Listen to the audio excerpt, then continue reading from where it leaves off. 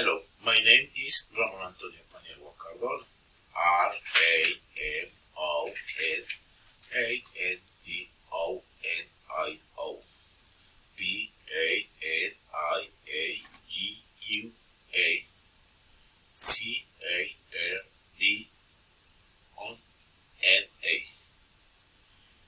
I am 30 years old. I live in the city of Bogota. I currently work in the logistic. I am Colombian multinational. I wake up at 6 in the morning. I get up at 6:50 a.m. After I brush my teeth, then I take a shower, I get dressed, and then I have breakfast at 7 in the morning.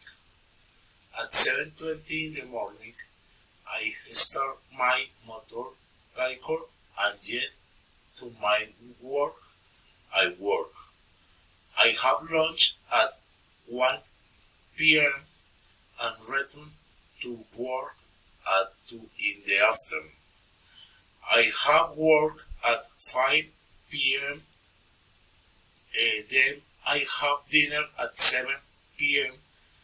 Then I watch TV until 9 p.m. I brush my teeth,